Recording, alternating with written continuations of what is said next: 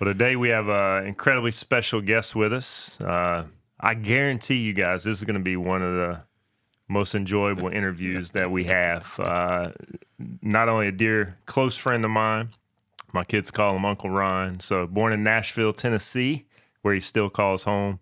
Known initially for his successful basketball career, incredible career on the court, starting from high school, Pearl Cone, to the famous Oak Hill Academy, to the University of Tennessee, where he was a 2003 SEC Player of the Year. Went on to have a very successful professional career overseas, where I was blessed to play with him for 3 different seasons, and where we became great friends.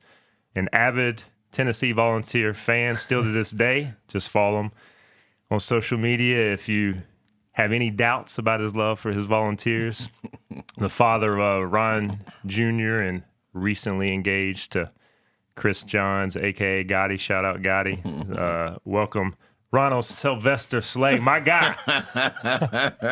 What's up, Teasy? Man, I appreciate you guys having me in here, man. I've been checking y'all out, man. Y'all got some good energy. It's been real good to watch, and I got my guy asking questions now. So you're like a journalist, Tease. No, it's great. It's great to be here, man. I appreciate y'all. That was a great introduction to. Prestigious is what I would throw on Oak Hill Academy, though. Okay, you know, we'll get into that. Definitely want to hear some stories. Cool. I know you've got some. Yeah, no doubt. Let's just start from the beginning. So your upbringing, raised primarily by your mom and grandmother. Right. Tell us about that. A lot of siblings. Yeah. So what was your childhood like? Man, my childhood was I had to play the role of brother, sometime not husband, but friend for my mom to lean on, you know what I'm saying, in order to, you got to have somebody to vent to. And I had 6 brothers and sisters. So on my mom's side, and on my pop's side, 6 brothers and 1 sister. So, Wow. And I was the oldest out of all of them.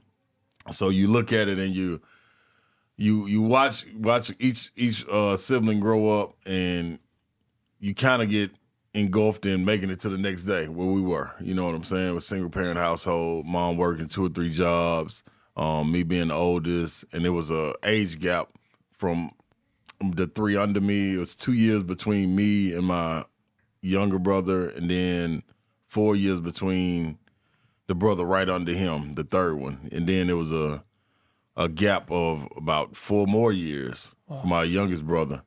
And also my little sisters came along, and they were like in a bracket of their own. You know what I'm saying? Like, they were so young.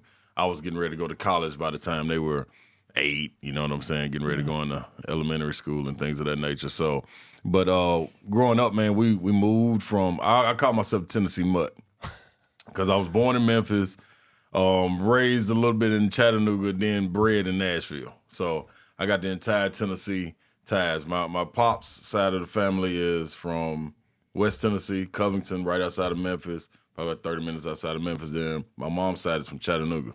So I had a good mix. My mom went to Tennessee State University, met my pops up there at TSU, played football for the legendary John Merritt, who was, when you talk about football coaches, is the Bear Bryant before Bear Bryant. Wow. You know what I'm saying? Like, Bear Bryant used to come up there and get the blueprint from him, how to go recruit guys and things of that nature. So my pops played for him. Richard Dent was godfather to Ed Too Tall Jones. Like, they had a legendary lineage right there at TSU in football anyway.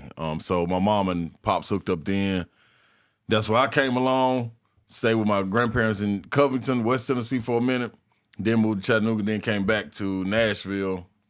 And when I moved back to Nashville, it was different. I had a 2-parent household when I was living with my grandparents in Chattanooga. You know what I'm saying? So I saw what it looked like, you know what I mean, to have a 2-parent household, go to work, come home, meal prepared, you got school, you get up in the morning, you got good clothes to put on, this, that, and the other. And I saw that life. So about 11 or 12, I moved back to Nashville, moved back with my mom. She doing the best she could. We lived in an apartment. We used to get put out all the time, you know what I'm saying, making ends meet. It wasn't nothing to come home and, all of a sudden we gotta move because you got evicted or whatever it is, and you know what I mean. That's at a young age. You know what I mean. There's just 3 of us at the time with me and my other 2 brothers. So shoot, you get it together. You know what I'm saying? And you develop thick skin. The good thing wasn't no social media going on back then, so you ain't had to worry about taking pictures and doing all that stuff. But it was cool, man. You know, I looked at it as moving from East Nashville to West Nashville to North Nashville, all around. I looked at it as like a new beginning every time I got to go somewhere. You know what I'm saying? So I got to look at it as a clean slate and kind of create who I wanted to be in that situation and adapt to different people, you know what I'm saying? And I look at it, and we'll get into it later, I look at it all setting me up for being able to go overseas, you know what I'm saying, and play my professional career and be able to adapt to different cultures and things of that nature because I was doing it at a young age unconsciously. And what do you think, like, I feel like a lot of people that have come up that way maybe, they didn't have that mindset. They didn't have that feeling of this is a new beginning. Why did you think that? Like, what gave you that prompting to even have that type of optimism is unbelievable. Yeah, I don't know, man. My mom was still working at Tennessee State University, so she was a cheerleading coach, volleyball coach, helped out with basketball, and so we stayed up there at Tennessee State all the time. Yeah. You know, when school was out, we would get dropped off up there and go up there till she finished practice or whatever, and then we go home. So I'm getting that part of it, so I know what it looks like as far as college goes. Yeah. You know what I'm saying? And That's then you take the avenue of going home and you going back to middle school, elementary school, whatever be it, and you got guys and girls and kids and whatever in the apartment complex that you just got to adapt to, you know what I'm saying? Or you just going to stay in the house and be sheltered. And that wasn't what I was going to do. So I'm out and about and you learn fast. But I think it came to me my 7th grade year with basketball. I was on the basketball team and I felt like I should be playing. I wasn't playing like I thought it was. I was still getting used to my body and growing at a crazy rate. My 8th grade year, I transferred and went to crosstown to another school. So when I went to another school, I was thinking, man, okay, I'm about to be on the team. Don't nobody know me over here. So there ain't no reason for me not to be able to, I just got to kind of look at my faults, what I had over there, and why wasn't I starting? And I felt like, man, they just carried themselves with more confidence. You know what I'm saying? 8th grade, it was like, man, they supposed to be starting. And I was like, okay, cool. So my 8th grade over here, I'm going to carry myself like that. Like, as soon as we get to PE, I'm dominating. I'm trying to dominate. And even if I'm not dominating, I'm talking like I'm dominating. That's it. So, you know what I mean? It all was set up to be like, okay, this is a clean slate. I get to draw my own. I got a clear canvas. I get to be whoever I want to be. Yeah. And I ran with it. And it kind of started right there, you know what I mean? And then when you look at it, living from home to home, different sides of town, where you're going to be involved with different people, you got to adapt to them, and you don't go in like a sucker or nothing, you know what I'm saying? Yeah. But you ain't the big bad wolf when you come in either. So you kind of got to, you know, not walk on eggshells, but at the same time be like, hey, man, let me figure this out. Yeah. You know what I'm saying? So and I was a Boys and Girls Club kid. So each Boys and Girls Club you walk in, it's a different culture there. It's a different aura there. All different side of town, east side, west side, they talk differently. Yeah. You know what I'm saying? North side the same. So that was part of it too. Yeah. But you had to, it was up to you to paint the picture. Yeah. Like nobody could tell you what you were gonna be. You know what I mean? When you had the opportunity to go out and show what you were. Yeah. You know what I mean? And that's how I just took it. That was my clean slate. Cool. Yeah. I think before getting into high school, like as we think of, you know, can't miss lessons for long-term success, right? That's why we're doing this. You know, as I'm hearing that, just the wisdom and insight and lesson of watching who's doing it. Yeah. Right? You're 7th grade watching the 8th graders, the patterns of their thinking, the patterns of how they're carrying themselves, the way that they hold themselves, the way that they respond to things, and then said, boom, I'm going to implement. Yeah. You know, and what a great lesson to learn at such a young age. Yeah, and you got to understand, too, like being around a college campus, like it was some really good coaches around, too. So growing up in a single-parent household, I don't want it to be painted as like it wasn't no mentors there, wasn't no father figures there, nothing. Like you had them, you know what I'm saying? Even around the hood that you grew up in, even at the Boys and Girls Club, even at going to church, you know what I'm saying? Like you had coaches and people in place. You just had to listen. Yeah. You know what I mean? You'd be a hard-headed kid or you listen, and I just kind of soaked it up, you know what I'm saying? So it played well for it. and being able to see how others did it. Like sports really drew me in. You know what I'm saying? It drew me in, and I was able to watch guys like Anthony Mason, and him take me up under his wing, rest in peace. But as a ball boy, but he would always kind of, hey man, come on out here and rebound for me, or you know what I mean? Let's go to the cafeteria to get something to eat. So I'm watching how he works too, and like unconsciously you just soaking this stuff in. Sponge. Like dang, yeah, man, like it might be kind of cool to be a college basketball player at some point. You know what I'm saying? But that wasn't a goal, but it was like, okay, I'm around it all the time. You are who you're around in some senses, you know what I mean? And it kind of rubbed off on me. So, yeah. So as you transition to high school, you know, did you play other sports, or was it just primarily basketball? And then, talk about going to Pearl Cone and experience there. So I played at Pearl Cone High School. And I say we because we had a junior pro team where you played from like 8 to 12 years old. It's like at a local high school, but it's that age group, and you come up 8 and under, 9 and under, 10 and under, all the way up to 12 before you get to middle school and start playing real ball. And Coach Fitzgerald, who was very influential in our life, legendary coach there in Nashville, also went to Tennessee State, knew my mom and pops, played with my pops, and he was a guy, when you talk about mentors, was a mentor for us.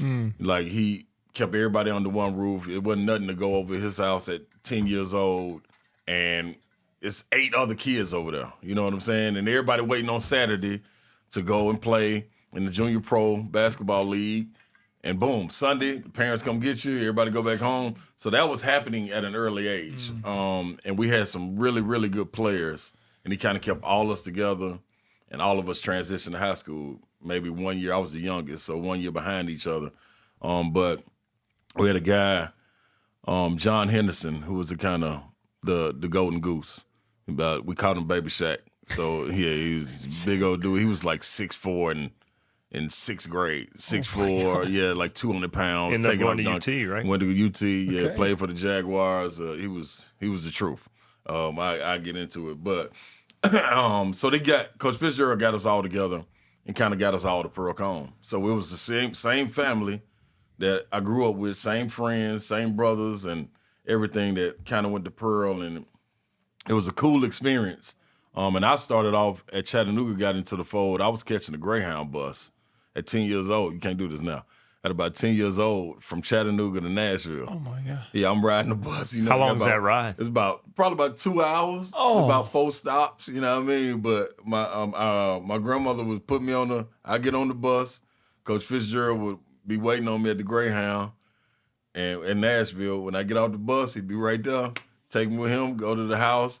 Spend the night. Sunday morning, I get back on the Greyhound, come back to Chattanooga. Yeah, it was crazy, you know what I'm saying? That's crazy. Yeah, like, can you imagine that now? No. Oh my God. But yeah, that was it then. Like, it was cooler. It was cooler to do that then without getting kidnapped or something wild. But that was my experience. That's how I got involved with junior pro basketball and being in the fold of Nashville, kind of knowing what's going on. So when I got to Pearl Cone, it was all the same guys I grew up with, same guys that were playing. Our school was kind of like Lean on Me. You know, if you've seen the movie Lean on Me, East Side High, Joe Clark had to come in and change the school. It was drug infested, gangs, this, that, and the other. And they kind of changed it, and the makeup changed. Our school did that by football and basketball, mainly football though. Football was what Coach Fitzgerald coached. He had a discipline program. First day of school, when you get introduced, everybody better have shirts and ties on if you're on the football team. And you got to imagine, this is in the inner city. You got the north side and west side going to one school. It could be a fight at any minute. You know what I'm saying? Like, this is what it is. People going to leave school. It was wild. But pulling the guys together in sports, and he was a God-fearing man without question. Like, we had to go to church every Sunday. He brought all that to school. Wow. You know what I mean? When it wasn't cool. And once you get leaders on your team to be able to do that, the rest of the school kind of follows. And that's what it was. So, man, we would all come in. and it'll be wild. If you could take a snapshot of it, we would sit on this side of the bleachers. All the other kids would sit over here. The football players would be here with the shirt and ties on. If you ain't got a shirt and tie, we're going to Goodwill. Find your shirt and tie. Everybody gonna have it. I don't care what you gotta do. You can have sweatpants on. You gonna have a shirt and tie on, and it's gonna be tucked in. So we sitting in the bleachers and we looking at everybody, and so he would be like, "Man, you see everybody clowning around? Like that's not what we're gonna be on. We're gonna set a different standard. You know what I'm saying? It's gonna be weird at first, but everybody gonna soon follow. But continue to walk in the right path and follow me. I got you. You know what I'm saying? So we did that. Man, heck of an experience. We won back-to-back state championships in football, led by him and John Henderson. Santonio Beard, rest in peace, ended up going to Alabama. Like, we had some great D1 players. And it was funny to watch it happen. And not only did it bring the school together, but it brought two neighborhoods together that were in beef. Like, one no question. Like, kids getting shot in drive-bys, whatever it may be. They literally would stop everything to come to games to cheer for everybody. Wow. You know what I'm saying? And it was That's wild unbelievable. to see. It was a 4-year stretch where wasn't no violence, wasn't nothing. It was just everybody pulling in the same direction, and it meant a whole lot. You know what I'm saying? So it was dope to see it happen. We didn't really understand it in the midst of it, but you could feel it, that it was a change coming. And now that we look back on it, we still stay in a group chat and talk all the time, and it's like, dog, we changed a lot. Like, no other public schools has done that either. So you were there until your junior year, and then how did the opportunity to go to the prestigious, as you said, Oak Hill Academy come about? Yeah. So my sophomore year, that's when I started to bud a little bit as a pretty good basketball player. You know what I'm saying? Kind of understanding just what it meant to be able to think about going to college, because our football program was sending guys to school. And I was like, you know what, it might be all right. And I started taking basketball serious my sophomore year. I came down, I got me a nice dunk. And tell us about the dunk. Come on, saw man. how the crowd responded. Yeah. And when the crowd responded the way they did, it was on. I was like, oh yeah, this might be it. But leading up to that though, like I said, I was the baby. So I was supposed to be there my freshman year. Mm-hmm. My freshman year, I got left behind and had to repeat my 8th grade year because of not grades, but because of tardies. So I was tardy. I probably had like 75 tardies. But they not understanding I'm the oldest of my brothers and sisters. I got to make sure that my mom working the graveyard shift. I got to make sure they off to school. So I may miss the bus, and I would walk probably, had to be about 9 miles all the way to school. And I'm like, I'm getting there at about 8:39, but I'm like, man, I'm late. But man, y'all don't understand what I got going on, and I can't explain it. You know what I mean? Like, at that time, you ain't telling everything you got going on at home. But I'm here at school. I'm doing my work. The fact you showed up. Yeah, Come on. give me something. You know what I'm saying? But they were like, nah, man, you got to go back and repeat. So while everybody moved on to the 9th grade, I went back and had to do a half a semester in the 8th grade, which was easy. I think a lot of people should have to repeat because, man, dude, when I was doing the work, I'm sitting there like, dog, this just from a year, I'm like, this works so easy. I'm finishing my work in like 15 minutes, you know what I mean? Just because I know it for real. And so they went on to skip me up. So my high school career started. By the time I got to our sophomore year, I was dunking and being able to control the crowd. So my goal was, I'm gonna go out here and get about 4 dunks, nothing else. I'm cool. I don't need it. Just give me some dunks. So my first dunk, I come down, boom, take off, boom. And I had a thing like, you remember Jason Terry? He used to do the airplane. So I take off a dunk. This is my first dunk in a varsity game. I'm running down, and I'm all in the crowd, high-fiving, like climbing up the bleachers. This is a game. No. Oh, no, the game's still going on. Game's still going on there. I believe it. I'm in the airplane. Coach like, hey, get back. I'm still zooming through the crowd, you know what I mean? So Coach take me out the game. He was like, boy, you can't. He stuttered a little bit. Boy, you can't do that. You sit down. I'm like, man, what I do, man? Like, you know what I mean? Like, I thought we was having a good time. You know what I mean? But I started to understand then, like, okay, It's cool. Went on through the year, man. We had a good year. And mind you, I'm like the 8th man coming off the bench. You know what I mean? But as a sophomore. As a sophomore, Wow. yeah. But and having still a good had time. the belief of I can play college. Heck yeah. Ain't no doubt in my mind. I'm out here dunking. Listen at the crowd. Yeah, they're going to do this same thing. You know what I'm saying? So after my sophomore year, I went to ABCD camp. When I went to ABCD camp, that's what changed everything. It changed everything. I got up there, and at that time, it was, check this out. See, so let me let y'all know something. Memphis and Nashville don't get along.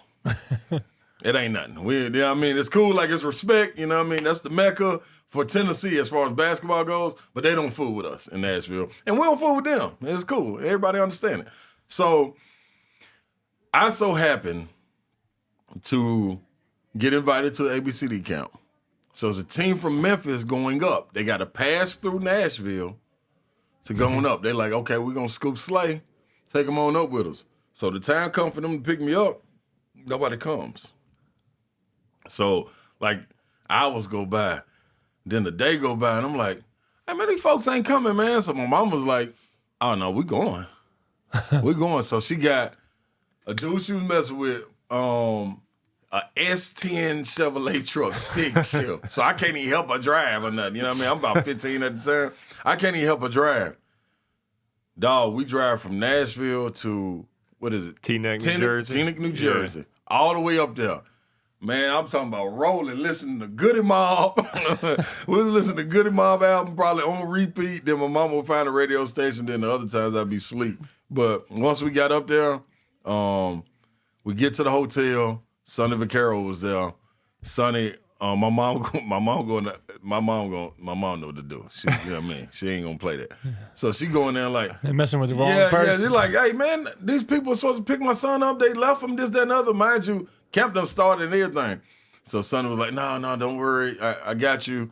Got my room together, went and put my things down, took me over to the gym, rode over in the limo with the gym. When I got out the car, he was like, you ready to play?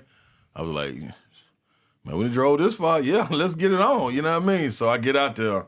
I'll never forget. This would change my outlook. First game, we playing against the number one player in our class was Donnell Harvey. I don't know him. I don't know nobody. Atlanta, Georgia. Atlanta Celtics. I don't know none of these people, though. You know what I mean? All I know is Tennessee, Memphis, Penny Hardaway, Nashville, Ron Mercer. That's it. No Dante social Jones, media talking about these guys. No, none of that. Yeah. It's AAU, you know what I mean? You play within your little state, go to the Nationals, maybe you might make them, but no. So, first game, they put me on the team. I start. So, they was like, you got him. I'm like, I see Donnell Harvey, long arms, hair all wild, you know what I mean? Kind of diesel a little bit for that size, you know what I'm saying? So, I'm like, okay, cool. Everybody was like, hey, man, you ready? You got him? I'm like, yeah, man, what is y'all talking about? Like, just a dude? Yeah, who is he? You know what I mean? What are y'all talking about? So I get the ball first.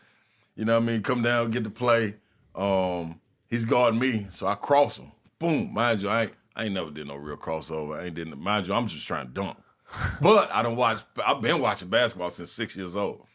I'm in there, I cross him over, pull up. It was like, ooh, I made it. It was like, ooh, yeah, get some again. We go down, get a stop, come back, they get some again. Crossover, get to the cup. Everybody over there cheering now. There's only 2 plays. They cheering, I'm like, I go back to my Pearl Cone days. I'm like, oh yeah, you know what I mean? I'm celebrating, man. They done outlet the ball, going down the other end. He done did a windmill. Boom! And everybody like, oh, hey man, what you doing? Look at your man. I'm like, dog, y'all was just cheering for me, man. What we doing here, man? What y'all got going on? But other than that, it was that was my first introduction to, you know what I mean, some high level competition outside of Tennessee. We get back to the hotel. They had McGrady. McGrady was there. And he had Mount Zion up there, Derek Payne, all them guys. And, man, he went in there and shopped out. Like, he didn't even have to shop. He was signed with Adidas, getting ready to go to the league that year. Man, they wiped the gift shop out. I'm sitting out there on the outside looking like, dang, look at all this stuff they getting, man. Like, they ain't even played. Like, who is this dude? It was like McGrady, coming out of high school, going to the league. I'm sitting there like, dang, that's pretty cool, man. So I started having thoughts like, dang, man, that could be me one day. You know what I'm saying? Like, watching it. so forth and so on. But I did pretty good. I ended up getting ranked. Come back my junior year. I think I averaged like 24 and 12. And then we were playing at the Arby's Classic in Bristol, Tennessee. And it was a guy that's, rest in peace, Burley Jean. He's associated with Oak Hill. And he was down there watching the game. And I think I had a triple-double against Science Hill or something. So he went back and told Coach Smith, like, hey, man, you got a dude down here y'all might need to look at, you know what I mean? Plus, my partner, Terry Reynolds, who was on my team that grew up with me, he had left and went up there his junior year. Was like the seventh man on the team with Lloyd Price, Kevin Ladd, Tosh Hawkins, Jules Kamara, Antoine Scott. They had a mob. So he was up there already, like 7th, 8th man coming off the bench. His pops knew about basketball, knew the national stage, the scene, the high set. So he was telling them at the same time, like, man, I got a kid down there, Slade pretty good. Mind you, I ain't got a clue about none of that. Yeah, you know what I'm saying? So they come to me, it was like, hey, man, at the end of the year, you ought to think about going to Oak Hill. I'm like, man, Oak Hill? I don't know Oak Hill, man. I'm down here, man. I'm at Nashville. Tell Oak Hill come down here. You know what I'm saying? Like, this is how ignorant I am at the time. I'm like, man, forget all that, dog. I'm rolling. I'm right here. I'm trying to get Mr. Basketball. This is my thing. In Tennessee, if you get Mr. Football, Mr. Basketball, it's a wrap. Legacy cemented. You know what I'm saying? So my junior year, I lost runner-up to Vincent Yarbrough, who went on to Tennessee, All-American, was the number one player in the South at that time in the junior class. Future teammate of yours. Yeah, my guy, you know what I'm saying? My class. Yeah, his class. Number one in my class. Yeah, he was the truth. So he go on to Tennessee, and I'm like, oh, next year, if I came a runner-up as a junior, it's mine next year. I need this. So they were like, Coach Fitzgerald came to me, my mom, my uncle, David Whitfield. They were like, man, we got to go up there for a visit. Just go up there for a visit. I'm like, nah, man, I'm putting it off. So football roll around like Teaser, Joby said, I call him Teaser, y'all. Teaser, baby Leezy. So if I refer to him, y'all know what I'm talking about. I tell Teaser, like he was asking about, do you play more than one sport? Yeah, I was basketball, football, you know what I'm saying? So football season rolling around, I'm out there with my guys. I'm playing again. So we go out, we scrimmage in the summer. Oakland is a school in Murfreesboro, Tennessee. Scrimmage them. I go up. Now, mind you, I'm loving football too. That's my passion. Love basketball to death. That's in my soul, but this is my passion. So I go out, catch a pass. I've been working all summer too. I'm talking about running routes, endless routes. Showing. It's on now. We're coming off our first state championship. Coming back, I'm finna have an increased role at receiver. It's on. Man, I go out there, catch the ball. Nobody never told me don't break your fall. Catch the ball in the air, coming down. Put my arm down, snap. So I'm like, dang. So I'm out. I still got the scar right here. I got a plate. Yeah, there it is. Plate and 3 screws, man, in this, and they cut it on both sides. So I got the cast on, so I'm out for about 3 months. It was like, you want to go to Oak Hill? I was like, yeah, I ain't got nothing to do. Like, I'll roll up here. So we go up at Oak Hill. All through the mountains, we get off the exit. We ride up past Knoxville. It's about a 5-hour drive, 4.5 hours. We get off the interstate. There's about 45 minutes left to go, up through the winding roads, through the mountains and everything. I'm like, man, where is this at? We get up there, turn left, go up through there, get to Oak Hill Academy. Small gym. I'm talking about gym looked like a rec center gym. You know what I'm saying? And mind you, I still don't know nothing about no Oak Hill. I knew Ron Mercer went there because he's from Nashville and big deal. But I don't know nobody else. I walk in, Coach Smith come out greet us. My mom, uncle, and Coach Fitzgerald go in there and talk with Coach Smith. Coach Stoneman, who's the head coach now, was like, hey, man, come in and talk to me. So we go in the gym. We sitting there talking. Man, he was like, you want to shoot? Want to shoot around? Like, man, I broke my wrist, man. My shooting hand. I'm right-handed, you know what I mean? He was like, oh, it's cool. Just start in close, you know what I mean? And we talking, you know, he getting to know me. Man, I'm shooting. Man, I'm not missing. You hear me? I'm in my left hand.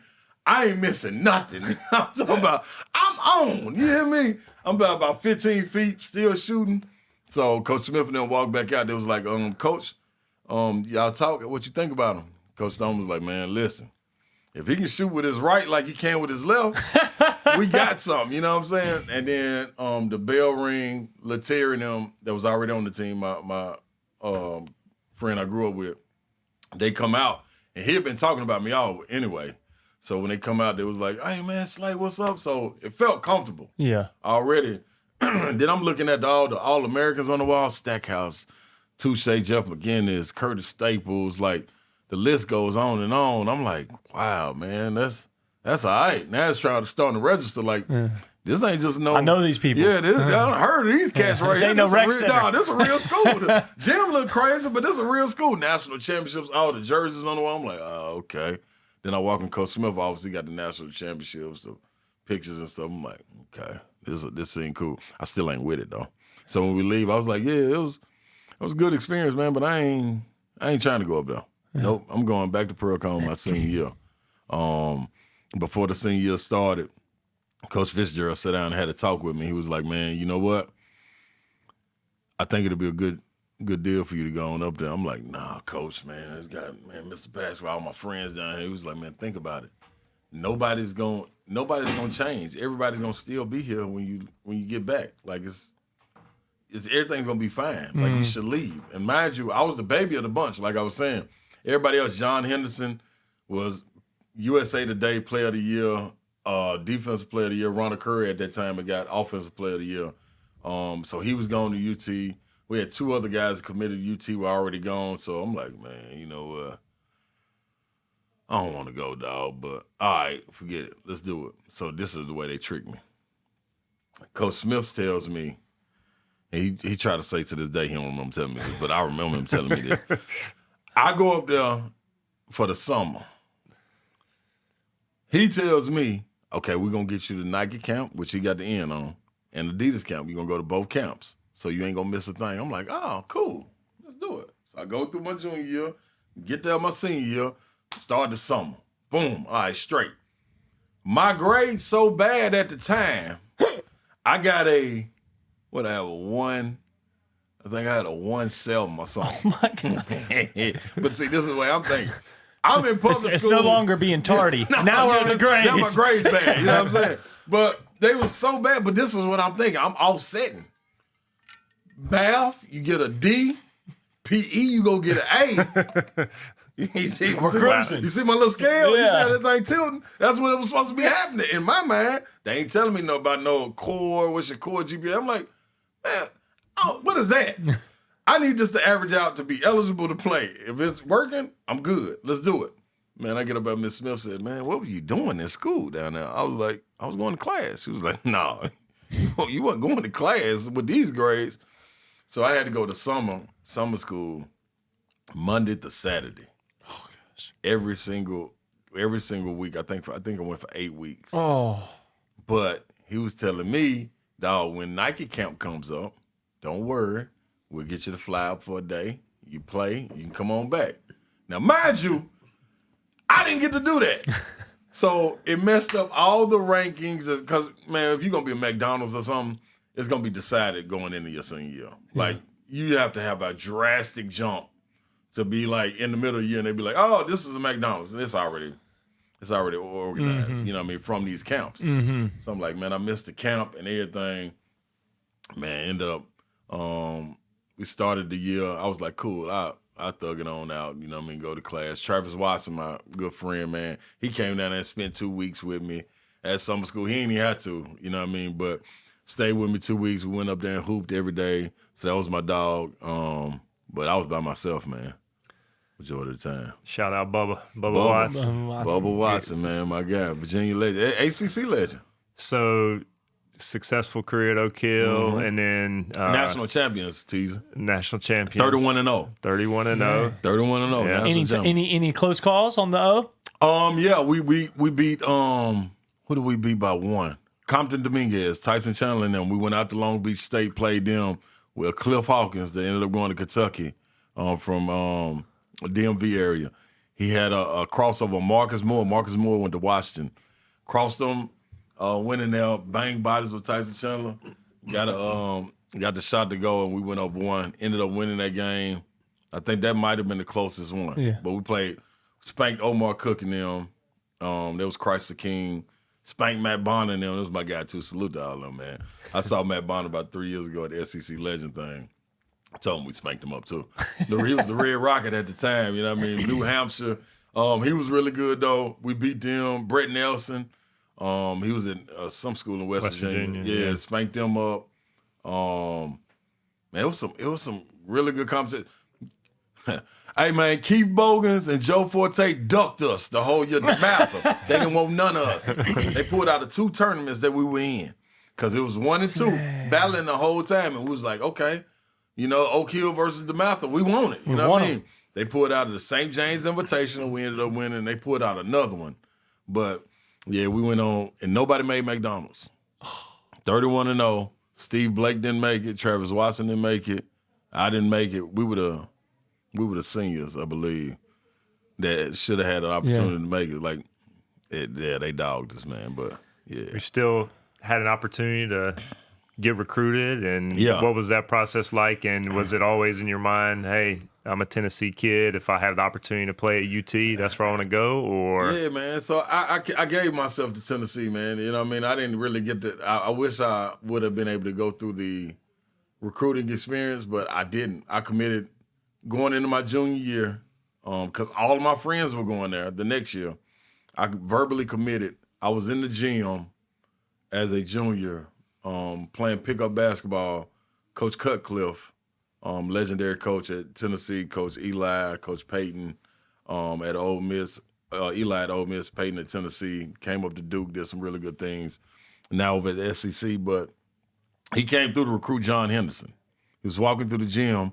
I see Coach Fitzgerald walking through the gym with a white guy and dressed up. I'm like, oh, this dude got to be somebody. You know what I mean? In the inner city in Nashville, what the hell? What are you doing down here? You know what I'm saying? So I'm like, oh, let me put on a little show out here. You know what I mean? I'm dunking, boom. I'm going off in gym, playing some pickup. And he went back to Tennessee, called them and told them, hey, man, I think y'all got a kid down here. Y'all need to get on. And basketball followed up. Started with Kevin O'Neal, tossed it over to Jerry Green. They all recruited me.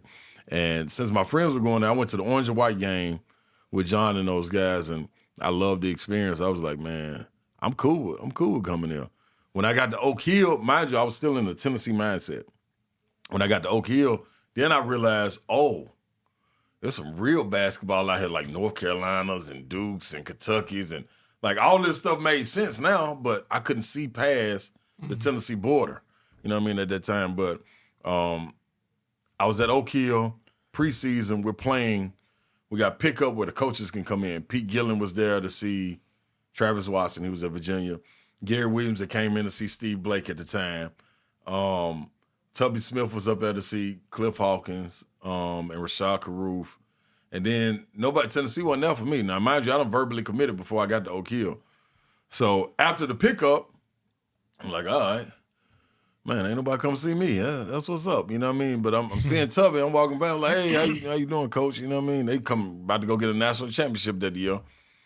I'm like, ain't nobody recruiting me. All right, that's what's up. I'm already verbally committed. I ain't getting no attention. It's all good. Next day, come back. All the coaches come again. Got some more coaches. Boeheim and them come down there.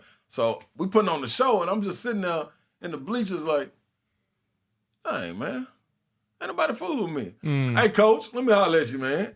So me and Coach Smith go in his office. I tell Coach Smith, hey, man, we got to open this recruiting back up, man. Like, why is everybody coming up here to see their guys?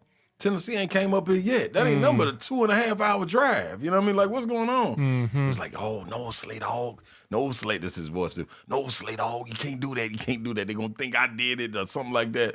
I was like, nah, man. I want to deal with Kentucky. You know what I mean? I want to ride with Kentucky and see what they talking about. He was like, man, go back and sleep on it. I come back the next day. Man, I'm talking about the entire Tennessee coaching staff up there. They was up there for 2 days. I don't even know if they supposed to do that. I think they're just supposed to send one. Man, the whole staff was up there. I was like, okay. So I went on and hung in there with my verbal commitment and stayed true to it, and that's how I got to Tennessee. And it's obvious that it was a good decision for you. Had a successful career there, and as we said, he's ball for life now. I was that close to Kentucky. So I definitely want you to get into some of your time at Tennessee. Okay. There is one important date that I know comes to mind. March 16th, 2001. This was in the NCAA tournament. Hey, boy, you crazy. The Tennessee Volunteers, they played the Charlotte 49ers. in Dayton. I just happened to be on that team. Okay. And you want to tell us anything about that game? Who ended up winning the game? I'm gonna tell you what, man. I'm gonna tell you what. 8-9 game. Listen, man. I'm in here to shame the devil and tell the truth, and I'm gonna tell you, man. I'm gonna tell you right now, man. Them folks cheated us, man. I'm telling you, man. Like, this is the thing. We coming in that year. We was probably, I think we was ranked 4th at you the guys highest. high as We was as high as 4. Like we was rolling. I mean, rolling. We had a the worst thing we did. We had a meeting. We had a team meeting early in the year, like in the middle of SEC play. It was like, you know what, y'all? Man, we got a special team. We can do some special things. Like, let's all get it together. Like, let's stop going out. Let's stop partying. Let's stop drinking. Let's really focus. Lock in. Let's lock in. Man, we locked in and went straight downhill. You hear me? I'm talking about couldn't win a game. We losing by 2, losing by 3 to people we ain't supposed to lose to. And by the time we got to the tournament, we see Charlotte. We get Charlotte. We like, man, okay, they got Joby Thomas, white boy, shoot that thing. Okay, we checking them out. All right, that's straight. They ain't really got it. Oh, Rodney White. They got Rodney White, freshman. He look like he getting biz on the film. But it ain't nothing like, come on, man. Man, it's SEC, man. We done seen Florida. We done seen Kentucky. Like, all right, y'all, let's get it together. Let's go handle this. Get to the second round. Let's get on the run. Yeah. Man, I'll never forget, man. Our bench is on the right side. Charlotte's on the left side. Rick Pitino is a hater. Rick Pitino is a hater. At this time, he's doing color commentary. Dog, this man is sitting here calling all the plays out and saying like he's jinxing us. We can hear him. He's sitting right next to our bench. They should have put him down by Charlotte.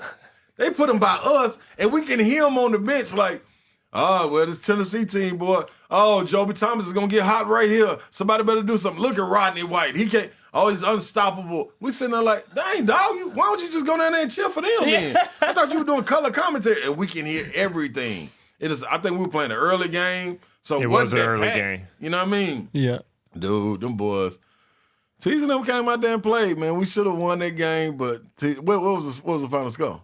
Y'all won by 4 or something. 70-63, I believe, was the score. So that extra little 2 points. Don't even worry about them. That was couple fouls in free I just wanted, you know, we've had this conversation privately for years. I just wanted to go on record publicly, you know, and you guys hear the excuses, so it's fine. Hey, they had a good team. Blaming Rick. We did. I do remember, though. I remember this. So Slay is not one to shy away from controversy at times, and not very quiet about his opinions, so he likes to share those. And so I do remember Rodney White was a freshman, and he was considered one of the best freshmen in the country. He ended up being drafted number 9 in the NBA draft after his freshman year. And so Ron and Rodney were being compared, and they both played a similar position, similar size, similar skill set. And apparently Ron said something in the newspaper about Rodney, and, you know, try to stir the pot a little bit. Just stir it. Okay. So Rodney was ready to go, and had a good game. He did. He did. If I go back and look at the numbers, I want to see. This is where at that time I think we probably ended up with about the same numbers. You know what I'm saying? Rodney might have had 4 more points or something. I remember it wasn't a well played game by either team. Like it was a sloppy, not sloppy game. It was just a lot of missed shots that you normally would. Yeah. But it's that first game of the NCAA tournament, dog. Like you just trying to get a groove. But I will say they were Tennessee crazy talented. We were as well. Yeah, y'all were. Believe it or not, that was in my 4 years. That was our best team. In fact, I remember we beat South Carolina that year at home so bad. This is, 30, 40 points. Yeah. Eddie Fogler, legendary coach there, said this is a Final Four team, and I think that got in our head a little bit too. And we had a cast of characters, they so good. and that has an effect. So ended up both of us, I felt like were underachieved for the 8-9 game, and it was fun. So let's fast forward then. 2003 SEC Player of the Year. Which is an incredible honor. SEC legend. And then you have an opportunity to think towards a professional career. Right. What was that process like? Man, first, before going into that, man, I think the being able to get SEC Player of the Year and All-American that year, third-team All-American. The thing about that was so dope about it was the way it happened. My junior year, at this point, I'm thinking I'm gone. I'm going to the league. This ain't no ifs, ands, or buts about it. You know what I'm saying? Me, Vincent Yarborough, Marcus Hayslip probably would have been the first trio in the SEC play to all average 20. Like, we were all getting buckets. You know what I mean? I had to sit the first half of the year out. First 5 or 6 games out because I had a stress fracture. Slip had to sit out the first semester because of grades, and Vincent was out there just by himself.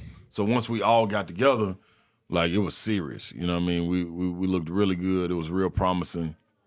Get ready to go into SEC play, and we having a really good season. You know what I mean? Starting the season off, we all together. And I remember this is when you got to be careful of what you put out there in the atmosphere. You know what I mean? What you say and how you say it. And big man always listening. He always listening. So we walk up. We getting ready to play Syracuse. My sophomore year, I had 28-12 in the Carrier Dome. Coming back my junior year, we about to play them. We play 3 SEC games and it's a break to play Syracuse. They come to us. I'm thinking, oh, yeah, this is going to be the game. Just like it catapulted me last year, this one's going to springboard me into that real life, for real draft talk, get on that first board, it's on. We get out there in the game. Before the game, the night before the game, my mom called me and she was like, hey, you got some extra tickets? We got about 2 or 3 people trying to come to the game. I'm like, man, I'll figure something out. You know what I mean? Mind you, I'm laying in the bed when she called. It's late at night. So I hang up and I'm like, golly, God, please, man. I'm just trying to hoop, dog. Take all this hoopla and all these people calling. I said it just like that. Man, take that up off me, man. This ain't what I'm trying to do. I'm just trying to play.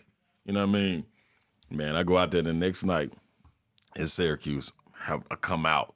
I'm on fire. First play, 3-pointer at the trail spot. Boom, we go back down, get a stop, come back down, and 1.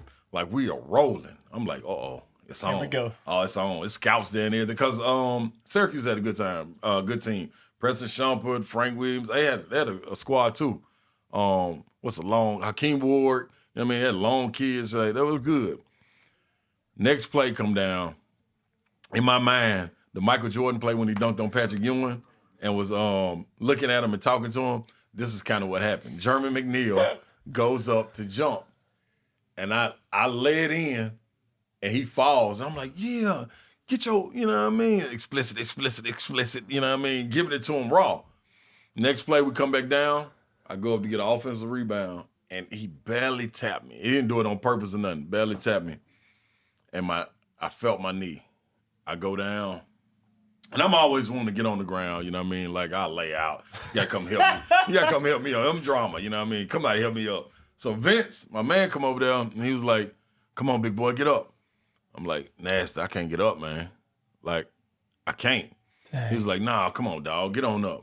I'm like, nah, dog, I'm trying, I can't, you know what I mean? So the trainer came out, Chad, they walked me off, went into the back, and they laid me on the table.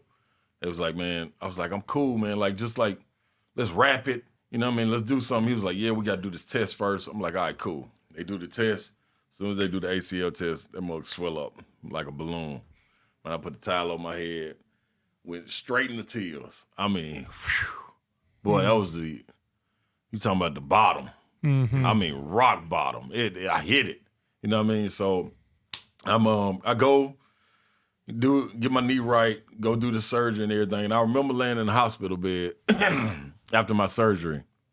And my Coach Fitzgerald's wife was there and my mama was there.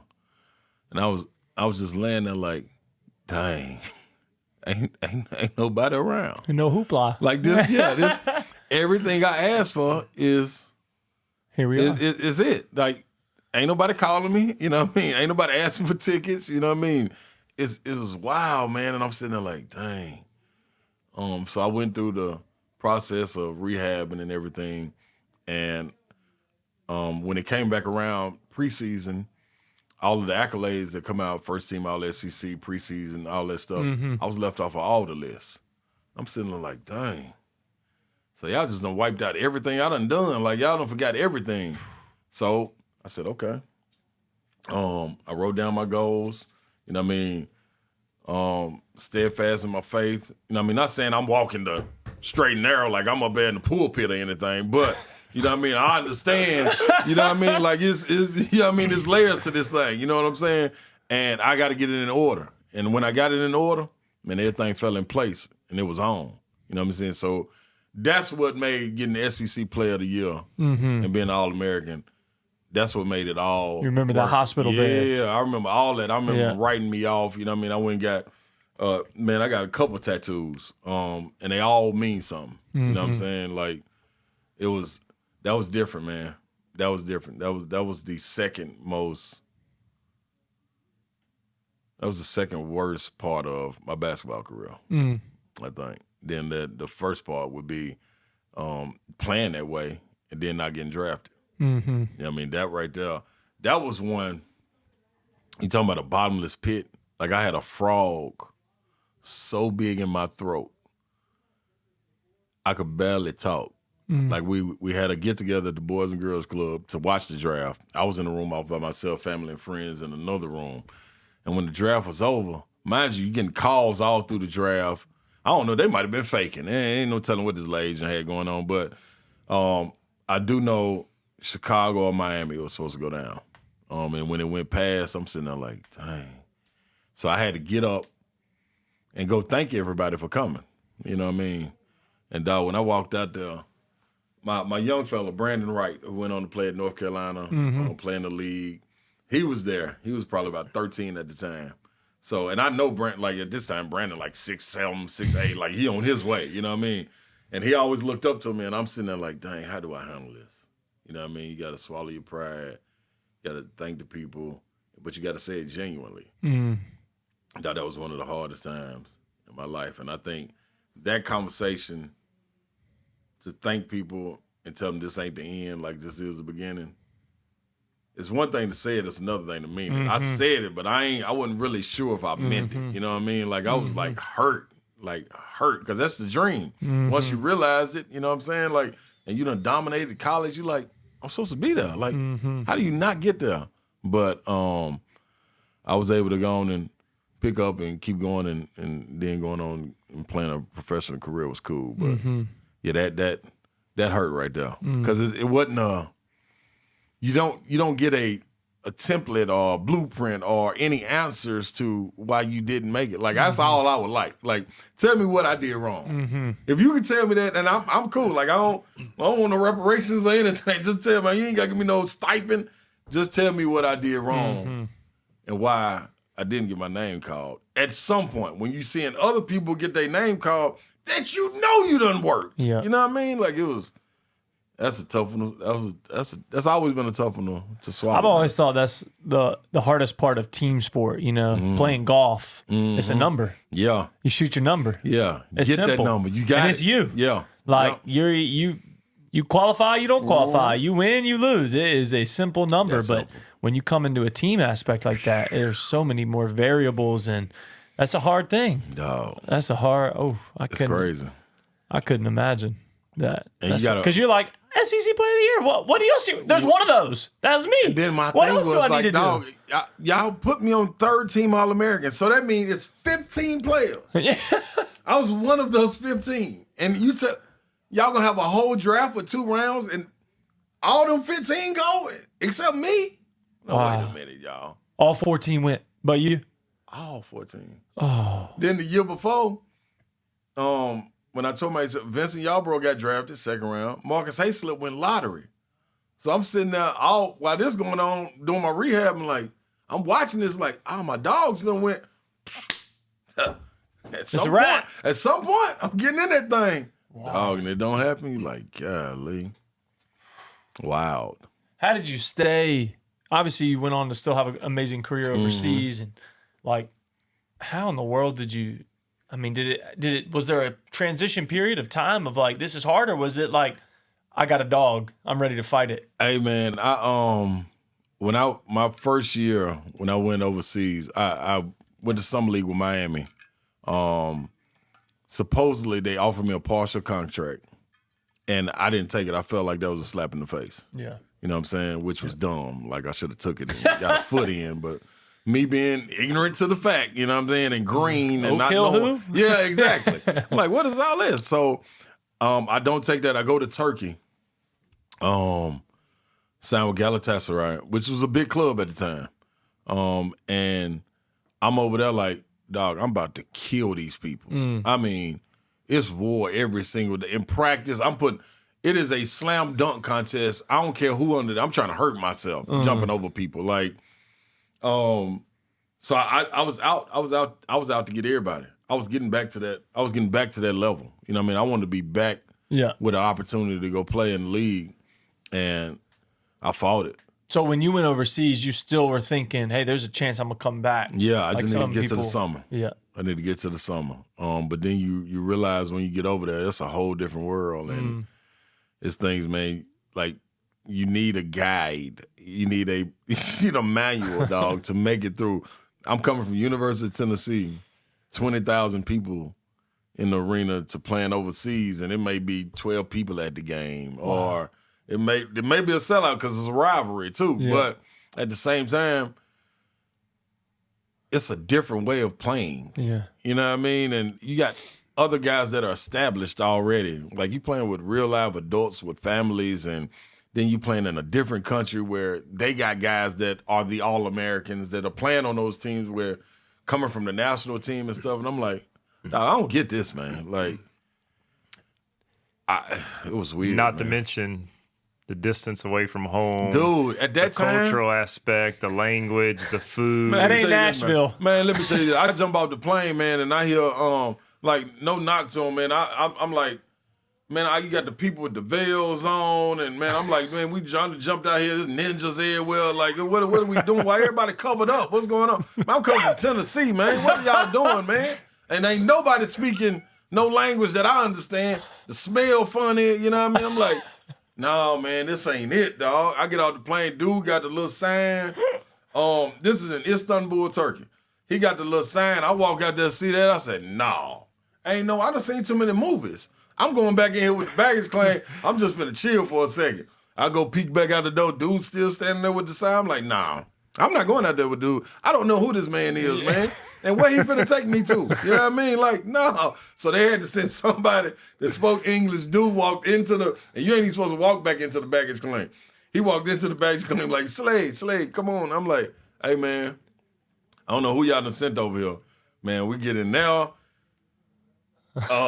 They take me to the gym, introduce me to the team, talk to the GM. Then they take me to my apartment, give me the keys, and that's it. In Istanbul, Turkey. Welcome. Hey man, what we supposed to do? Like, what am I gonna eat? Like, it's this apartment, no food, nothing like that. Maybe some paper towels and toilet paper in there. I'm like, hey man, what the hell is going on, man? They was like, you'll see you at practice tomorrow. How? How am I gonna get there? What do you mean you gonna see me at practice, man? I ain't no lie. Dog, I go downstairs the next day, get in the car, and I just sit in the car. Like, what, like, did they forget they supposed to give me some directions or, like, explain to me how to get to practice? Then I'm just sitting in the car, man, till they come back. I got out the car, went back up to my apartment, and they had to come up and knock on the door like, I mean, you're supposed to be at practice. And I'm telling them, how am I supposed to get to practice, dog? I gave them a car. I've never been over here. Like, mind you, Istanbul is not a small city. No! Heck no, dog. Like, what? Man, it was wild, dog. No, I ain't had no little TomTom at that time, the little GPS, none of that, dog. Yeah, man, it was the TomTom, man. No little phone. I ain't got no phone. Internet ain't popping like that. Man, dude, what computer? Oh, God. Well, what? Like, it ain't nothing. Dude, this was 03. Oh, man. It wasn't none of that for real, That's man. crazy. Sure, if you had internet, boy, you was balling. What'd you eat? Man, they had a Burger King up under my apartment. You dominated it. What? It was a Burger King and a pizza joint. I rotated them two probably for about 6 months straight. They knew you. Man, they knew me. They knew exactly what I wanted. They knew I like extra mustard, extra ketchup, extra onions on my burger. Man, the pizza people knew me. And that was cool. But, dog, that was a wild experience. Oh, you talking about culture shock. So your first season in Turkey, Yeah. I remember years ago when we were playing together, you told me a bit of a story about your coach in Turkey and a story about a pistol. Yeah, it was wild, man. At this time, I'm still young coming out, and live wire at the time, just wanted to hoop, and by this time they not. So what you got to understand, when you go overseas, it's gonna be a couple times you don't get paid. You know what I mean? Not a couple times, a lot of times. You know what I'm saying? What your contract says. Yeah. I mean, and then on time. You know what I mean? Like you brought 2 months late, 3 months late. You know what I'm saying? I think this time they were at 2 months late. And that's very normal there. Yeah, it's very normal. Yeah, and then at this time you had a problem with in Turkey. They always everything is tomorrow, Baba, we tomorrow. I'm like, all right, buddy. You know what I mean? So after a while, I'm like, no, man, I ain't gonna be able to just keep on.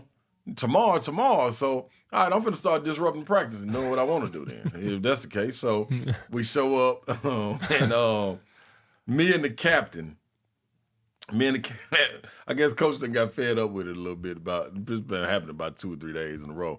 So, this day, I guess Coach fed up. He bring his briefcase and sit it on the scores table. We practicing at the big gym, sit it on the scores table.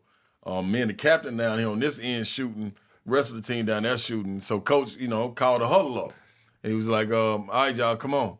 So we walked to the other. When I walked to the other, I got the ball. I'm just sitting there listening to him talk. You know what I mean? So he trying to separate us now. He was like, all right, everybody else go down there. Ron, you can go down there. I'm like, what? Man, I'm with the team, man. What you talking about? Go down there. What do you mean? So captain was like, come on, Slay, don't trip. You know what I mean? I'm like, nah, man. I'm with the team. What are you talking about? He ain't talking about anything. So they down there trying to run some plays. I'm down there with them. You know what I mean? Disturbing it like, okay, where you want me? Where you want me to be? Like, he ain't even talking to me. Where you want me to be? Where you want me to be? In this play, I'm aggravating. You know what I mean? So he was like, no, you go down there. You go down there. I was like, man, I'm not going nowhere. You know what I mean? What are you talking about? So Cap was like, come on, Ron, let's just go down here and shoot. So I'm like, all right, Cap, come on, let's go and get some shots up. So we get some shots up. At about 10 minutes go by, I'm like, man, let's go down there and play, dog. Like, what we down here by ourselves? Like, so I started walking back down there. He said, no, I want you down there. Matter of fact, just go home. I said, man, I ain't going home. How I'm going to go home? How I'm going to go home? Oh, you going to give me a flight? You know what I mean? How I'm going to go home? I can go to my apartment or something, but I'm practicing today. You know what I mean? He was like, no, you get out of here. I said, man, you got to put me out of here. What are you talking about? Man, you probably about 5'8". You know what I mean? I'm like, yeah, you go home. You gonna physically put me out of here? Like, I'd love to see this. So he walked over there to his briefcase. Walked to his briefcase, hit the little clips, opened that bad boy up. Man, pulled out a big, pretty silver 4.5 Desert Eagle. Laid that thing down on the scores table and said, now you go home. I said, you know what? I'm going to get on out of here. You full of, you know what I mean? You full of it, buddy. You know what I mean? I called my agent. I said, hey, dog, get me up out of here, man. Get me out of here. So, home. Man, I'm out of here. Get me out of here. So he ended up getting me a flight, got out of there. I was still on the contract, and I was like, man, I ain't going back, dog. You know what I mean? So he ended up having to negotiate for the second half of the season.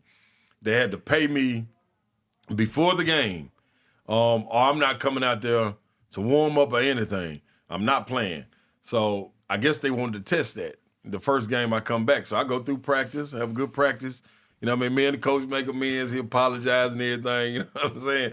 But I'm like, hey, dude, you put a pistol on me, dog. That ain't... Where I'm from, we don't, I mean, there ain't no coming back from that, you know what I mean? But I'm going to go on and get this paper and get on out of here.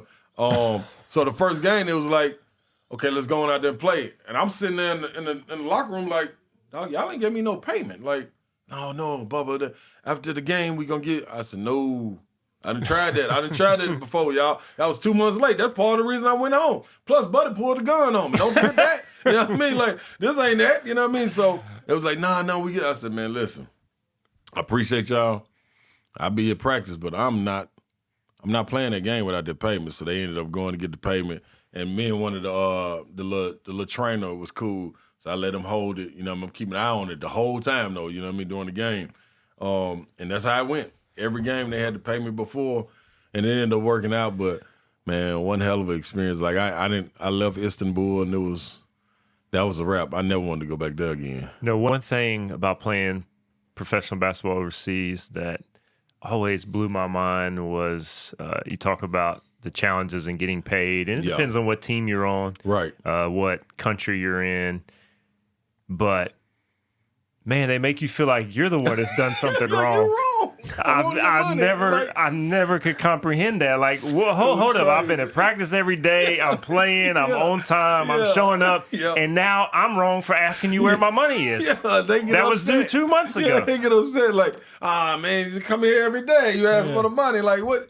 Dude, it's a contract that says I'm supposed to get paid. Like, and the funny thing is, like what T's is saying, they can't understand.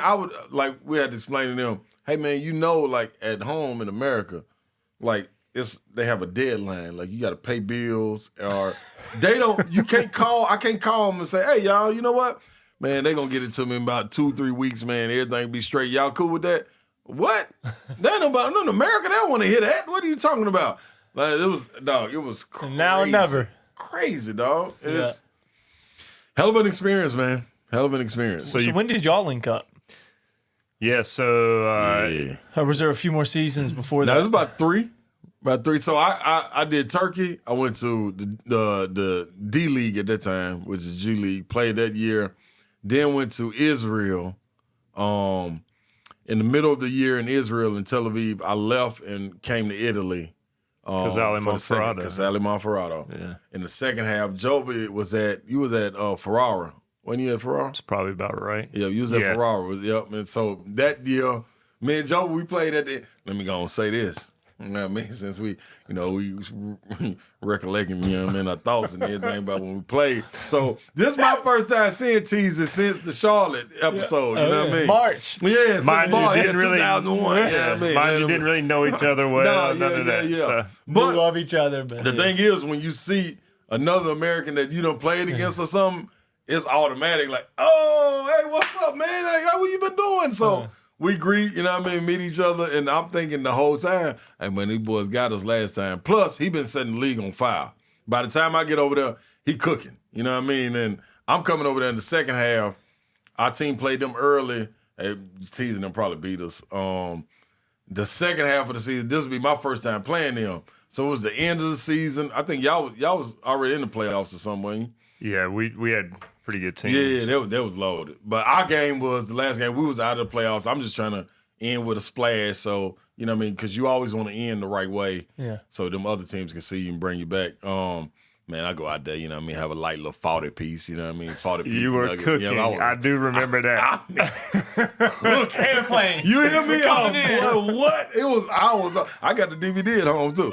I mean, going to work. But I remember that, dog. And after that, man, the next year, we that's when we linked up. That's right, It was on in the same team. Montegranaro. So Yep. this is a city in central Italy, close to the Adriatic side. You have the Mediterranean, or the Adriatic side, near Ancona, and a town of about 10,000 people, maybe. Middle of nowhere. Maybe. And, Real Italian. Real live. Are you fluent like Joby? Nah, I ain't got time for that. Yeah, but my boy, I just keep my boy with me. You know what I mean? He gonna take care of everything. That's you know right. what I mean? Yeah. If I don't understand, I'm gonna call T. Joby, what'd you What say? they talking about over here? Give him the phone. But, Yeah, so that was our first season playing together, and it was a wild ride. I'm gonna tell you what, man. Like that right there is what the overseas experience is supposed to be about. It's supposed to be like, you know what I mean? You're supposed to be able to get on the team. Like it was honestly me, him, and Randolph Childress. It was kind of like Randy was the OG. You know what I mean? Me and Tease were the young cats. Tease had a family at the time. I was over there solo, but he welcomed me in immediately. You know what I'm saying? And that gave me so much balance because if it wasn't for that, well, ain't no telling, you know what I mean? Well, I would have been in, how long I would have lasted, anything. But to be able to see the structure, you know what I'm saying, and be able to see like, oh, you can have a family over here, you know what I'm saying? And then at that time, we was probably about 26, maybe. Yeah, so that would have been, like that was 2006, 2007. Yeah. So, I was 26, 27. So I'm looking at it, I'm like, man, that's pretty dope, man. You know what I mean? And then Randy had a family too. I'm like, man, that's all right, man. It's pretty cool. Then his wife, Mary Kay, man, treated me like a brother, you know what I mean? I'm over there all the time. She cooking, allowing me to come over there and eat. I'm playing with Bella. You know what I mean? Bella got the so tent. We good. playing with dolls, you know what I mean? Like, this was my escape, you know what I'm saying? Like Teaser was like, man, though, you ain't got to hang like that, old dog. I'm over here. What you talking about? Y'all got to put me out, you know what I mean? Like, I'm having a blast over here, eating good, you know what I mean? Having a good time, good conversation. But that led to this relationship we got now, you know what I mean? It's unbreakable. So that was dope, man. Man, he showed me a lot, you know what I mean? Yeah. His faith, you know what I mean? That was dope to see. And shoot, I wish, see, later on in life, it would we started, man, it's crazy, dog. Portugal, we started having Bible study. He was trying to do it in Varese too. Like, we played another time. And we did it every now and then, but in Portugal, like, we set time aside, you know what I mean? And I honestly believe, like, that right there set me out on my path, like, for focus and to kind of have a course that you want to get, you know what I mean? Like, you want to stay on, you know what I mean? And it was interesting. The older you get, you think back on it, you was like, man, what if I would have started this when I was younger? You know what I mean? With some kind of direction, you know what I mean? And it was dope, man. And I think it's different than, you know, when you got some faith and spiritual belief, and with it coming at that time from a different form. Like, I would have never expected it to come from my partner. You know what I mean? Like, this is my teammate. You know what I mean? Like, we gonna kick it. We gonna watch games and everything. But to be able to incorporate that into everyday life was Talk about real life amongst the game. Damn, this all right, man. You know what I mean? So, I'm my man, dog. I appreciate it. I tell him all the time about that too. Man. Like, that was dope. I told you he's Uncle Ron to my kids and one of my best friends in the world. So thankful for that time that we had together. And then you know, it's funny because those other seasons we played together. Yeah. There was something about, he mentioned balance. Yeah. The coaches just thought like I was Ron's babysitter or something. So they're calling years later. The coach that we played for our first season was actually our coach at a different club a few years later. And it was almost like we were a package deal.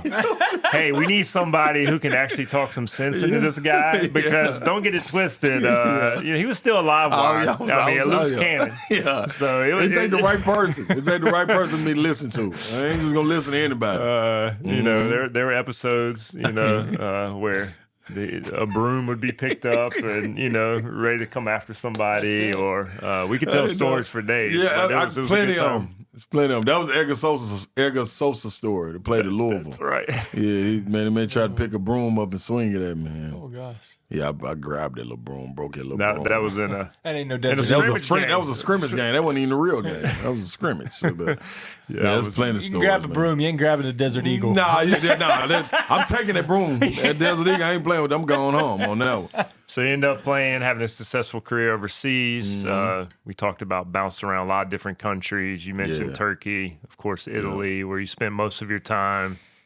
Short stint in Israel. We played in Portugal towards the back end of both our careers together for Benfica, and then France as well. You know, how would you, as you think about lessons just from your time overseas, and you reflect on those experiences, I often go back and ask myself, and many times I still wonder, you know, what was this all about?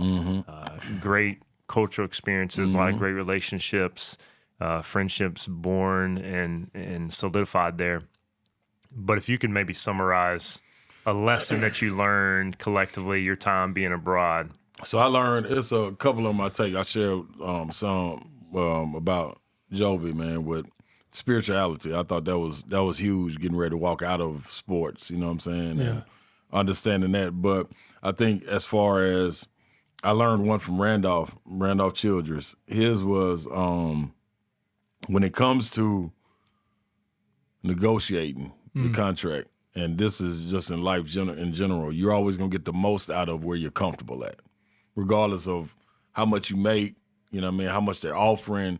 If you're comfortable, you know what I mean, it's going to be long lasting, and your performance is going to be greater than you chasing the dollar. It might be 200 here, it might be 300 here, and that's hard to turn around. But if you take that 300 and it bombs, then you just messed up 3 years where you could have been making 200 a year. You know what I'm saying? So I always put that in the back of my mind. Like that was some great advice, and I use that even now. You know what I mean? When being able to get into this media world and radio, like negotiating my contract that I'm in now, that was part of it. You know what I mean? I had opportunities to go somewhere else and, have more money, but I thought the base, having a solid base, you know what I mean, and people around you that's going to let you be you, paid off. And then the other one was that I share with kids that I mentor and train and things of that nature.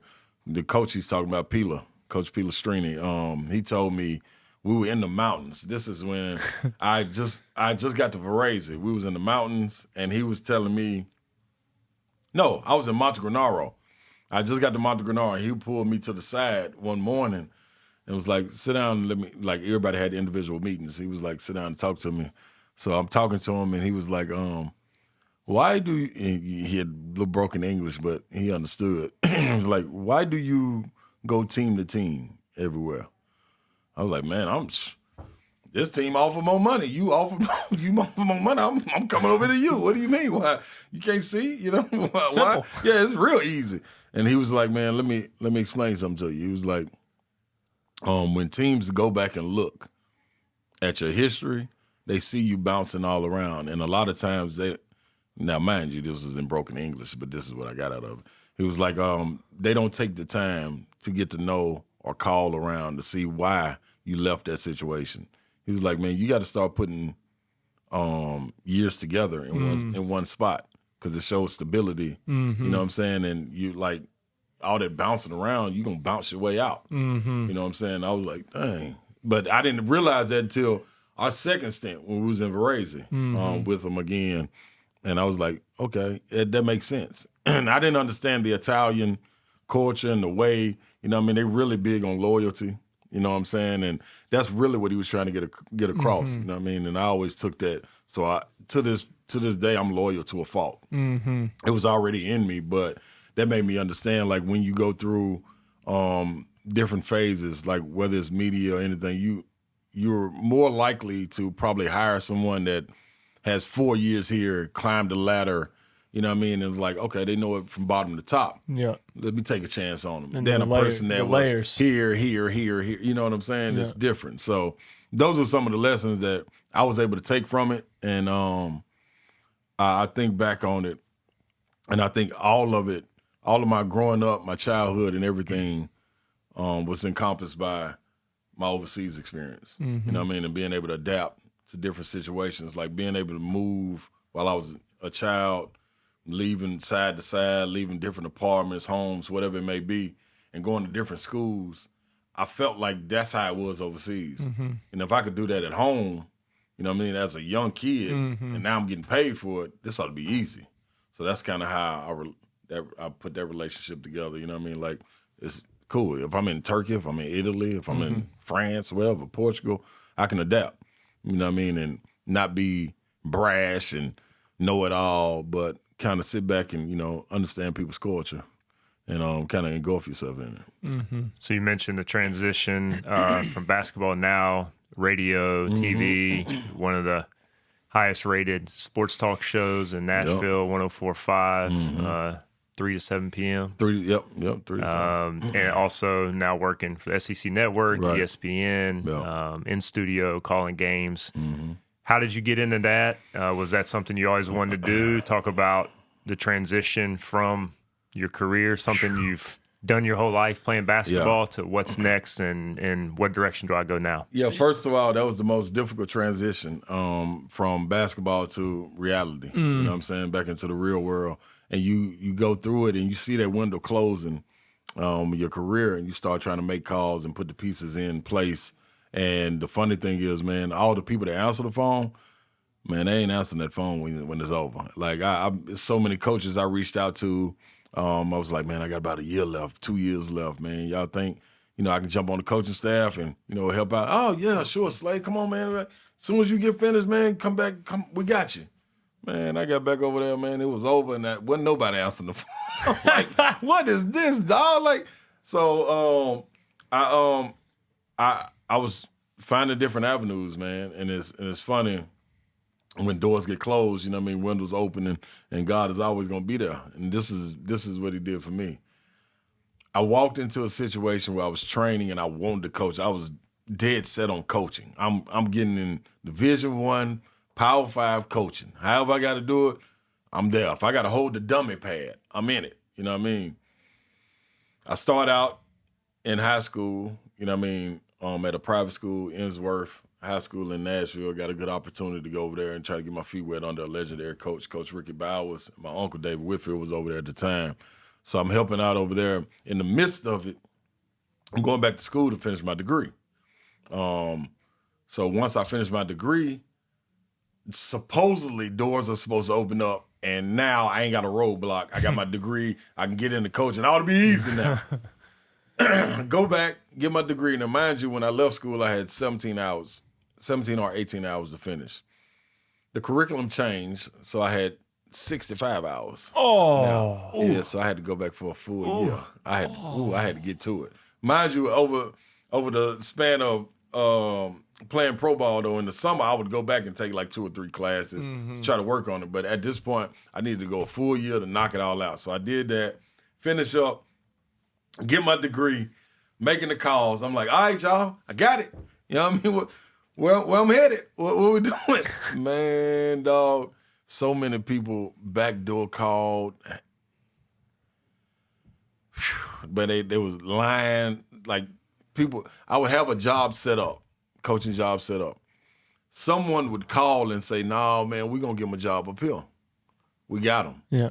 So I get to that meeting, and at the end of the meeting, he'll be like, "Hey, man," and I'm leaving names out purposely, but he would be like, "Hey, man, such and such didn't call you? Like, they said they got a job for you. They're about to put you on staff full time." I'm like, "No, he ain't let me know that. I wouldn't even drove down there. This could have been a phone conversation." He was like, "No, man, he should have told you." I was like, "All right, cool, appreciate it. You know what I mean? Get back. Yeah, man, go over there and meet with such and such." So I go meet with whoever was the head that was supposed to put me in the position. And I'll never forget one of these conversations. He was like, "Man, what do you expect to make?" I was like, "Man, dude, I'm cool with me. Start me out at 60. You know what I mean? That's cool for me. You know what I mean? Just get my foot in the door. I'm straight." Yeah. Man hit me with I don't know if we're gonna be able to do that. Maybe let's go this direction. Maybe you should go talk to the coach and see if they can find something else. I'm like, be a GA. Yeah, like, dog, y'all told me get my degree and everything cool. So all that go on, man. At this time, me and my fiance, we started a trucking company. So I'm just like, all right, I'm because you got to find something to do. Yeah. Plus, money running out, you know what I mean? I'm like, all right, I'm going to drive the truck. So I jump in the truck, man. I'm driving. I'm hauling from Nashville up to the East Coast, AC units, bringing cars back, like real life trucking, you know what I mean? Then at night, I'm supposed to go get in the van, do a little odd job, take batteries down to a mom and pop store, you know what I mean, in the country in West Tennessee, come back about 5 in the morning, get some rest, get up, get my son off to school, go back to sleep till about 3 when practice is. Mind you, I'm still volunteering over at Innsworth at the high school. Oh, wow. And get up, go to practice, come back, take about a 2-3 hour nap, jump back in the truck, boom. Gone for 2-3 days. Like, it was wild. Wow. So after about 7-8 months, I remember driving in. It was about 4:30 in the morning. And I was like, "Hey, man, this ain't it. Mm-hmm. This ain't it, dog. I got it." And dude, when I say I'm talking to God, he might as well have been in the passenger seat. Like, we having real conversation. He ain't saying nothing back verbally where I can hear, but he talking to me. You know what I mean? I'm like, "Dog, this ain't it." Like, and I remember I was in Florida, and the truck broke down. I got a flat tire. Nobody was answering the phone. And I remember making a post. I'm going to find the post, and I'm going to send it to y'all. I remember making a post, and I was on the post. I was laughing, but I was actually laughing to stop from crying. Like, you can see tears coming down my face, and I just let the camera roll and was just sitting there like this is crazy. And everything was flooding my mind like, this can't be life. Yeah. Like, what are we doing? I was just hooping. Like, everything was good. Like, I had direction. I knew where I was going. I had a plan. All this. Everything was good. You know what I'm saying? And I was just like, dog, something got to shake. You know what I mean? This ain't it. And when I got my degree, I went on the media circuit to talk about Tennessee giving former athletes an opportunity to come back and pay for school and get your degree. I did an hour interview at a radio station in Knoxville. We talked about basketball, football, UT, so forth and so on. And after the interview, Heather Harrington, my homegirl, she was like, man, you know what? You ought to think about doing this. I'm like, nah, dog, I'm cool on that, man. It was fun, you know what I mean? But I'm trying to go coach, you know what I mean? I'm still steadfast on that, you know what I mean? Training, doing that. I'm like, nah, man. So I keep turning it down. After that, COVID hit. COVID hit. I started my podcast, The Boom Boom Room. And I started Boom Boom Room. That's a hell of a name, man. Boom Boom Room. And then I started getting people on, doing interviews. So I'm getting my feet wet unconsciously. I'm just trying to, get time and I'm having a conversation. It actually started by being on a 3-way call with me, Shamika Hostclaw, and our homegirl Zoc. And we were just sitting there talking. I was like, dang, this could have been, we should have recorded all this. And I was like, man, you know what? Come back. You want to do this tomorrow? You know what I mean? And she Run was it like, back. Yeah, she was like, yeah, let's do it. I was like, all right, cool. So podcast jumped off right then. So did all those interviews. COVID started to let up a little bit. It's an AM station, real small, probably a mile radius that it hits. An AM station. A mile radius. I'm talking about ain't nobody hearing this. They play country music all day long. I mean, old country music. You hear me? Dog, we go, I talked to the lady, Miss Linda. I know Miss Linda Carden. Miss Linda was like, hey, we'll give you the drive time hour, 5 to 6 on Fridays. You can come in here. You got to pay for your spot. You got to get your own endorsements, this, that, and other. I'm like, cool, let's run it. So I reached out to some UT alums. You know what I mean? I'm like, hey, man, I got this radio thing I'm trying to do. Y'all think you can help me out, sponsor it? It was like, yeah, we got you. You know what I mean? So get 2 companies to do it. Boom, bam. They get it out, knock it out. And I'm able to get paid from it a little bit because, you know what I mean? I think she charged me something like $3,500. They paid $7,500. So I got to keep the $4,000. You know what I mean? So, which was cool. So I'm like, all right, cool, let's run it. I do that for a year, getting my feet wet. The radio station that I'm at now has a spot that opens up. Now, mind you, my brother retires from playing football. He's played for the Steelers for 11 years. He's doing the morning time. So he's going from 6 to 10. He tells them at the radio, the spots open up. They looking for people to fill voids. So he was like, man, y'all ought to try Slay.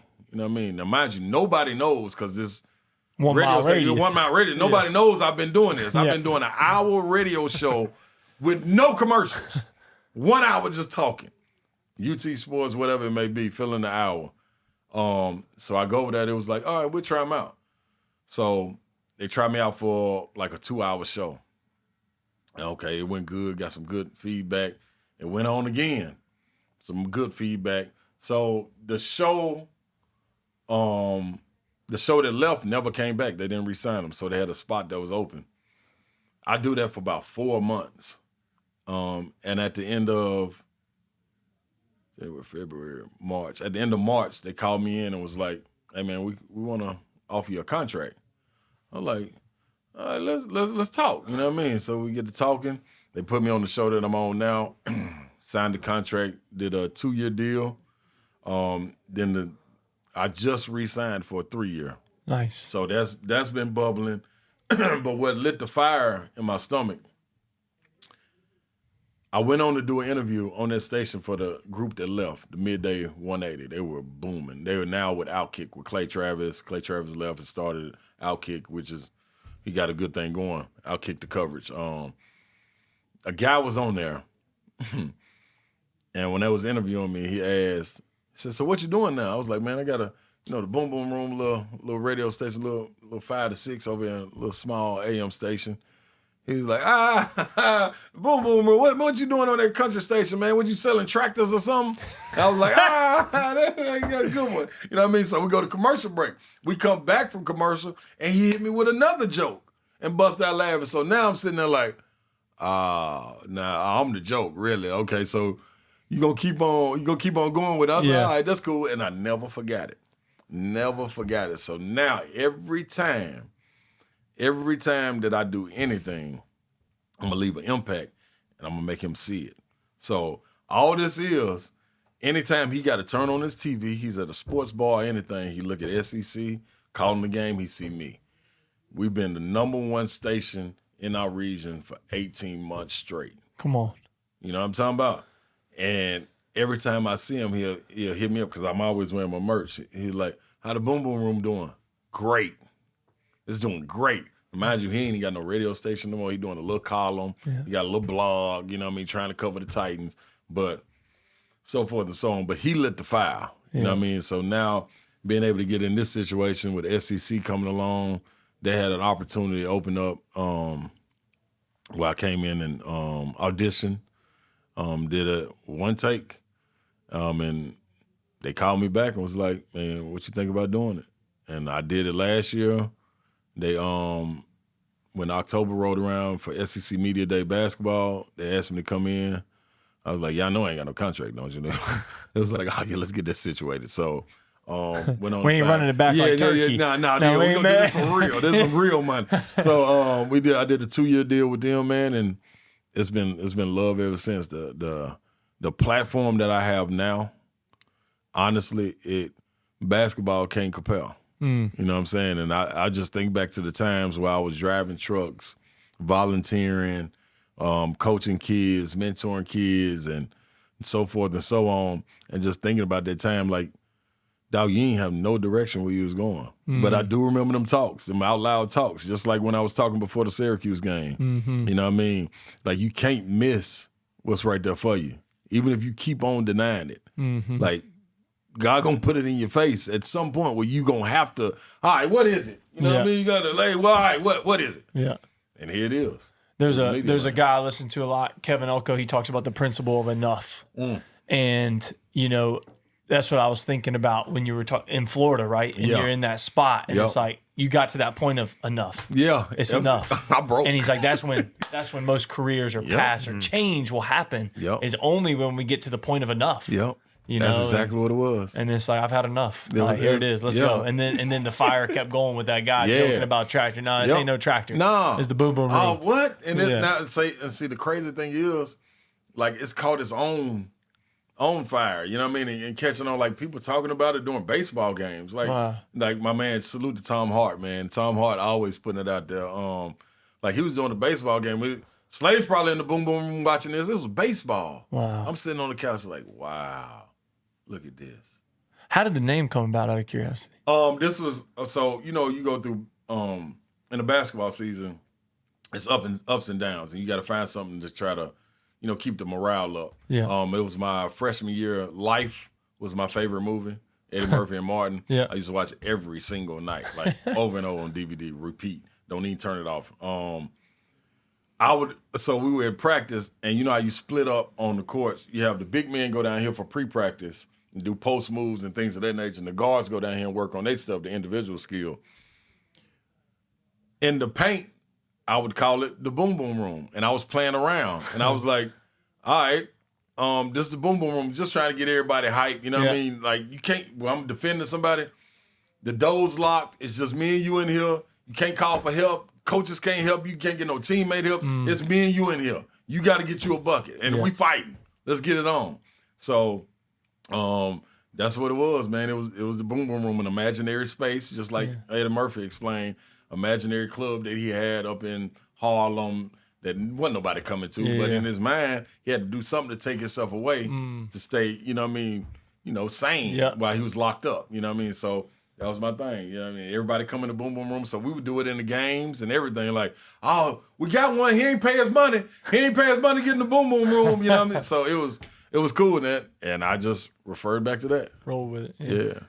So, man, we really appreciate your time. No doubt, man. And, you know, to kind of wrap it up, great stories, great memories, a lot of lessons. But one of the things we like to ask everybody we have on is if you could go back to 25 years of age Wow. all the experiences you've had, knowing what you know now. You've shared some great lessons already.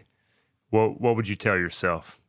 What's one thing maybe you've learned or you would do different, or that you feel could have an impact on those listening as they learn from, highs and lows that you've experienced yourself?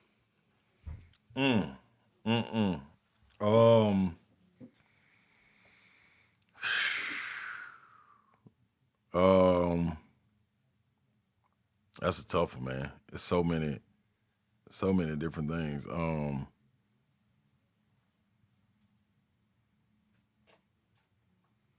I would say get caught in the moment a little bit more. Try to get in those moments and stay.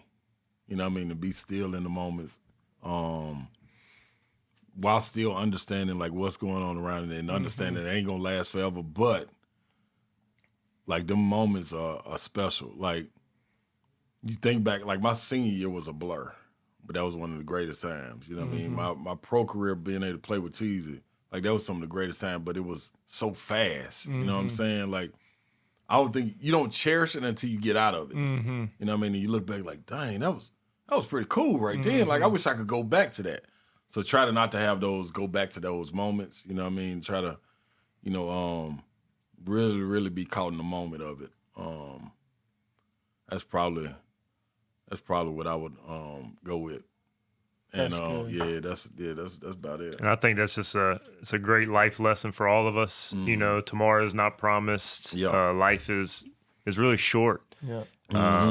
And we want to make the most of each and every day, each and every opportunity, each and every interaction, relationship, and to be able to kind of be in that moment, as you said, and make the most most of it. Yeah. Especially as a culture, we're so right. Next. Got to get to the next thing. Boom, and it's like, let's just be where our feet are. Let's be here. Let's cherish this moment, this opportunity where we are, and as long as the Lord has us in this spot, let's stay in the spot. Yep. He'll open when he needs to open. And he'll close when he needs to close. Sure will. It's a guarantee. And you keep on knocking and door gonna still close. My thing is now, man, I use it on hashtags every morning. Like believe in God, believe in you. I think that was one of the biggest things I learned. Because when you driving trucks, you get a lot of time to yourself. Like you can get a lot of thinking, like listen to the podcast and everything. But a lot of the times you really just riding in silence, you know what I mean, with your thoughts. And I think and in that order, you got to be. Like you could easily say believe in yourself first, but it's really you got to believe in God, then believe in you. You follow that. And I think that's the biggest thing, like trying to keep that at the forefront, even with all the distractions. And that's about the moment as well. You know what I mean? So, yeah, I think that right there is something I try to live by more and more, you know what I mean? And because, boy, it's some dark times. Like I was talking to one of my partners the other day, yesterday, matter of fact, and I was like, dog, you don't know how maybe depressed or down you are until you start talking to people about it, because you're so conditioned to, man, put it behind you, move on. Like, how do you get out of it? But you know what I mean? But if you start talking and venting to somebody, you be like, dang, you carrying a lot. Like, why you carrying all that, dude? Like, are you straight? And because somebody was telling me, like, dude, like, why you doing so much? Like, you always on the go. And my response was, dog, I ain't going back. I can't go back to that feeling of, like, this is not it. You know what I'm saying? So I'm trying to do as much as possible. You know what I mean? Leave an impact everywhere I go. And because of that, though. Yeah, no doubt. Well, man, we really, really appreciate your time and excited for you. Love you, bro. And love you too, dog. Just thankful for, what you've shared and life lessons and the impact you're having now. So I really appreciate it. And thank you guys for listening to Layups and Gimmes podcast. Can't miss lessons for long-term success. Joby and Jonathan, special guest Ron Slay today. If you would, please subscribe and give us a follow. We're excited for the content we have and great guests like Ron here in the future. So couldn't make it happen to you guys. Hope you have a blessed day. Hit your layups. Hit those gimmies, baby.